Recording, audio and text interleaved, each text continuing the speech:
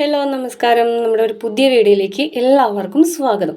അപ്പോൾ ഇന്ന് നമ്മൾ തയ്യാറാക്കാൻ പോകുന്നത് നല്ലൊരു ഫ്രൂട്ട് സർബത്താണ്. ഈ ഒരു നോമ്പിൻ്റെ സമയവും അതുപോലെ തന്നെ നല്ല ചൂടുള്ളൊരു സമയത്തൊക്കെ കുടിക്കാൻ പറ്റുന്ന വിശപ്പും ദാഹമൊക്കെ മാറുന്ന രീതിയിലുള്ളൊരു ഫ്രൂട്ട് സർബത്താണ്. ഈ വീഡിയോ കണ്ടുകൊണ്ടിരിക്കുന്ന സമയത്ത് ഇഷ്ടപ്പെടുകയാണെങ്കിൽ മറക്കാതെ ചാനൽ ഒന്ന് സബ്സ്ക്രൈബ് ചെയ്ത് വീഡിയോ ഒന്ന് ലൈക്ക് ചെയ്യണേ. അപ്പോൾ ദേ നമ്മൾ അതിന് വേണ്ടിയിട്ട് ഇവിടെ എടുത്തിരിക്കുന്നത് 4 പാളയംതോടൻ പഴമാണ് കേട്ടോ. അപ്പോൾ ഞാലിപ്പൂവനോ അല്ലെങ്കിൽ ഇതുപോലുള്ള ചെറുപഴം എടുക്കാം. അതുപോലെ റോസ്റ്റ് പഴം അങ്ങനെ ചെറിയ ചെറിയ കനം കുറഞ്ഞിട്ടുള്ള പഴമൊക്കെ നമുക്ക് ഇതിന് വേണ്ടിയിട്ട് എടുക്കാം. ഇതൊരു പാത്രത്തിലേക്ക് ഇട്ട് കൊടുത്തിട്ട് 4 എണ്ണമാണ് ഞാനിവിടെ എടുത്തിരിക്കുന്നത്. 4 എണ്ണം അതുപോലെ കട്ട് ചെയ്തിട്ട് പാത്രത്തിലേക്ക് ഇട്ട് കൊടുത്ത് നന്നായിട്ടൊന്ന് ഉടച്ചെടുക്കുക കേട്ടോ. മിക്സിയിലൊന്നും വെച്ച് അടിച്ചെടുക്കേണ്ട. ഇതുപോലെ ചെറിയ ചെറിയ തരികളോട് കൂടിയിട്ട് നമുക്കിത് നന്നായിട്ടൊരു വിസ്ക് വെച്ചിട്ടോ ഫോർക്ക് വെച്ചിട്ടോ നന്നായിട്ട് ഉടച്ചെടുക്കാം. ഇനി നമുക്കിതിലേക്ക് കുറച്ച് ഫ്രൂട്ട്സ് ചേർത്ത് കൊടുക്കാം. അതിന് വേണ്ടിയിട്ട് കുറച്ച് മാതളം എടുത്തിട്ടുണ്ട്. ഫ്രൂട്ട്സിൻ്റെ അളവൊക്കെ നമുക്ക് ഇഷ്ടമുള്ള രീതിയിൽ എടുക്കാം കേട്ടോ. ഇനി പച്ചമുന്തിരി, കുരില്ലാത്ത പച്ചമുന്തിരി എടുത്തിട്ടുണ്ട്, അതും കൂടി ഇട്ട് കൊടുക്കുന്നുണ്ട്. പിന്നെ കുരില്ലാത്ത തന്നെ കറുത്ത മുന്തിരിയും കൂടി ഇട്ട് കൊടുക്കുന്നുണ്ട്. ഇനി നമുക്കിതിലേക്ക് വേണ്ടത് ഒരു ആപ്പിൾ അരിഞ്ഞതാണ്. അപ്പോൾ ഒരു ആപ്പിളിൻ്റെ പകുതി എടുത്തിട്ടുള്ളൂ, അത് കട്ട് ചെയ്തിട്ട് ഇട്ട് കൊടുക്കുന്നുണ്ട്. ഇത്രയും ആയിക്കഴിഞ്ഞാൽ നമ്മൾ ഇതിലേക്ക് ചേർത്ത് കൊടുക്കുന്നത് നന്നാറി സിറപ്പാണ്. ഇത് കടകളിലൊക്കെ നമുക്ക് വാങ്ങിക്കാൻ കിട്ടും, നമുക്ക് വീട്ടിൽ തന്നെ ഉണ്ടാക്കിയെടുക്കാനും പറ്റും. അപ്പോൾ അത് ഒഴിച്ച് കൊടുക്കുന്നുണ്ട്.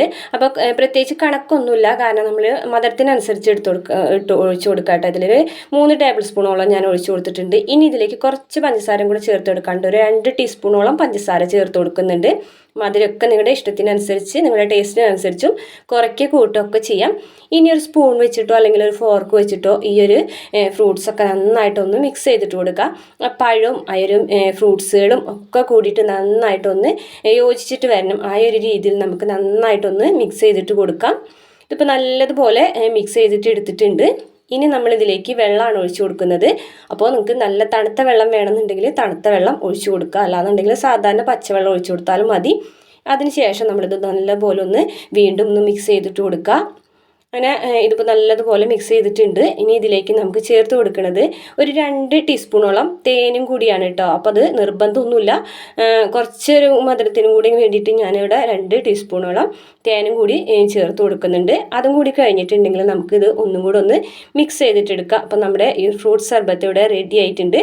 നല്ല തിക്ക് ആയിട്ടാണ് ഞാനിപ്പോൾ ഇത് എടുത്തിരിക്കുന്നത്. നിങ്ങൾക്ക് ലൂസായിട്ട് വേണമെന്നുണ്ടെങ്കിൽ കുറച്ചുകൂടി വെള്ളം ഇതിലേക്ക് ഒഴിച്ചു കൊടുക്കാം. നമ്മുടെ നല്ല ടേസ്റ്റി ആയിട്ടുള്ള നല്ല ഹെൽത്തി ആയിട്ടുണ്ടെന്ന് പറയാം. മധുരം കുറയ്ക്കുകയാണെന്നുണ്ടെങ്കിൽ കുറച്ച് നല്ല ഹെൽത്തി ആണെന്ന് തന്നെ പറയാം, കാരണം നല്ലപോലെ ഫ്രൂട്ട്സൊക്കെ ഇട്ടിട്ടുണ്ട്. അപ്പോൾ ഇത്രയേ ഉള്ളൂ, നമ്മുടെ ഫ്രൂട്ട് സർബത്ത് റെഡിയായി. ഈ റെസിപ്പി നിങ്ങൾക്ക് ഇഷ്ടപ്പെടുകയാണെന്നുണ്ടെങ്കിൽ മറക്കാതെ ഒന്ന് ട്രൈ ചെയ്ത് നോക്കിയിട്ട് കമൻറ്റ് ബോക്സിൽ കമൻറ്റ് ചെയ്യുക. അപ്പോൾ അതുപോലെ തന്നെ നമ്മുടെ വീഡിയോസ് നിങ്ങളുടെ ഫ്രണ്ട്സിനും ഫാമിലിക്കൊക്കെ വേണ്ടി ഒന്ന് ഷെയർ ചെയ്ത് കൊടുക്കുക.